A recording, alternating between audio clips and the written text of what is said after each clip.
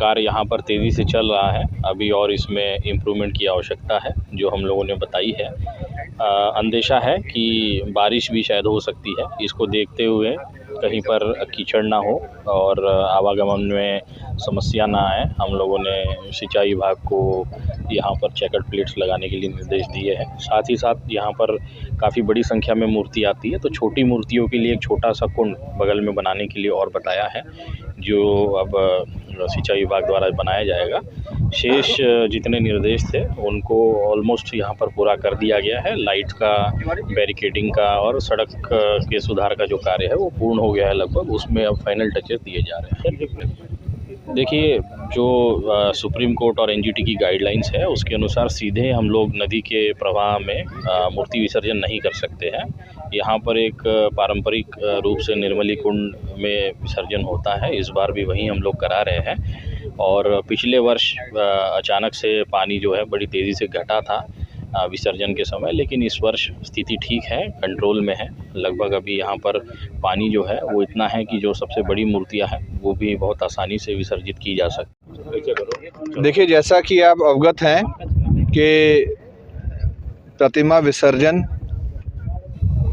कल से ही शुरू हो जाएगा। सबसे ज़्यादा संख्या में जो प्रतिमाओं का विसर्जन होता है वो कल के दिन पूरे शहर क्षेत्र में और ग्रामीण क्षेत्र में होता है। इसी के दृष्टिगत हमारे और डीएम साहब के द्वारा और हमारे सभी प्रशासन और पुलिस के अधिकारियों द्वारा लगातार पिछले कई दिनों से विसर्जन रूट और विसर्जन घाटों का निरीक्षण किया जा रहा है। उसी के क्रम में आज हमारे और डीएम साहब द्वारा यहाँ पर थाना कैंट क्षेत्र में स्थित निर्मली कुंड का जो विसर्जन घाट है उसका निरीक्षण किया गया है।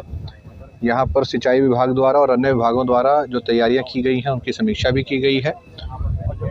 जो यहाँ पर और व्यवस्थाएं की जानी हैं, जिस तरह से जो प्रतिमाएं आएंगी उनका कैसे मूवमेंट होना है, कैसे सर्कुलेशन होना है, वाहन कहाँ पर खड़े होंगे, प्रतिमा कहाँ पर विसर्जित होगी, गोताखोरों की व्यवस्था है, बैरिकेडिंग की, उस सभी चीज़ को देखा गया है। माननीय जिलाधिकारी महोदय ने निरीक्षण किया है।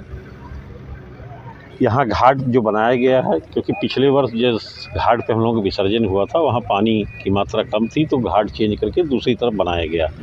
जिस समय माननीय जिलाधिकारी महोदय निरीक्षण करने आए थे, घाट का काम शुरू हुआ था, उस समय पानी पर्याप्त संख्या में था और रोज़ प्रतिदिन 1 फुट पानी यहाँ घट रहा है। पानी है लेकिन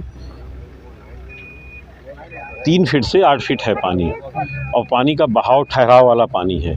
अभी जिलाधिकारी महोदय जी ने इसको देखा, निरीक्षण किया और उसके बाद सिंचाई विभाग के अधिकारियों को उन्होंने निर्देश दिया कि ये घाट तो है ही है विसर्जन के लिए, इसके साथ साथ वैकल्पिक व्यवस्था के तौर पर एक कुंड कम से कम 200 मीटर लंबा और 10 मीटर चौड़ा खोदा जाए और उसमें पानी की पर्याप्त संख्या भरकर जो छोटी प्रतिमाएं हैं उस कुंड में विसर्जन करने की व्यवस्था की जाए, और जो बड़ी प्रतिमाएं हैं वो निर्मली कुंड का जो नया घाट बन रहा है उस पर विसर्जन करने की व्यवस्था की बात चल रही है।